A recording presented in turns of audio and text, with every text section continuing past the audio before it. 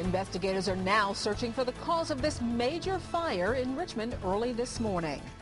Thanks so much for joining us. I'm Cheryl Miller. At one point this morning, the flames were shooting so high into the air, fire crews worried about hazardous materials that were inside the burning building. This fire was reported just before 3:30 this morning at the S.B. Cox building off Williamsburg Road in East Richmond. Our Lorenzo Hall joins us live back at the scene with our update. Lorenzo?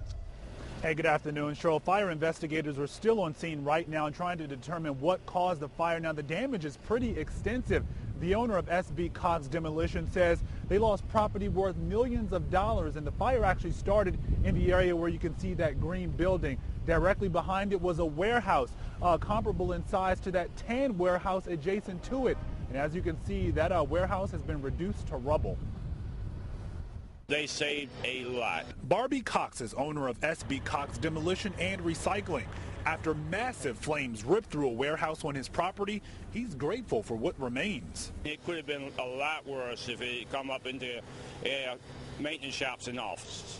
Richmond as well as Henrico fire and hazmat crews arrived on scene shortly before 3:30 this morning. They saw a building that was heavily involved in fire. They heard several explosions. Lieutenant Sean Jones with Richmond Fire says it took crews nearly 3 hours to douse this fire because of hazardous materials inside, including old tires that further fueled the fire and acetylene tanks similar to these, which caused the explosions. Anytime you're having explosions, those tanks may become projectiles and may injure us.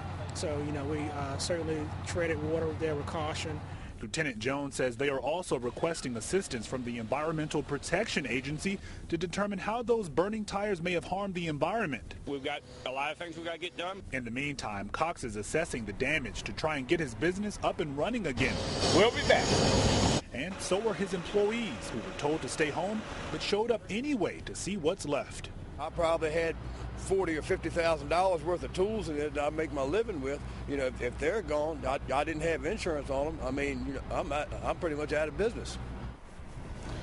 Now back here live again, they have not determined the cause of this fire as of yet. Lieutenant Sean Jones says they'll be looking at some of the surveillance video from the property to figure out if they can see anything unusual that may have happened overnight. And of course, we'll continue to keep you updated on this story throughout the day. For now, we're live in East Richmond this midday. Lorenzo Hall, CBS 6 News. Cheryl, I'll send it back to you.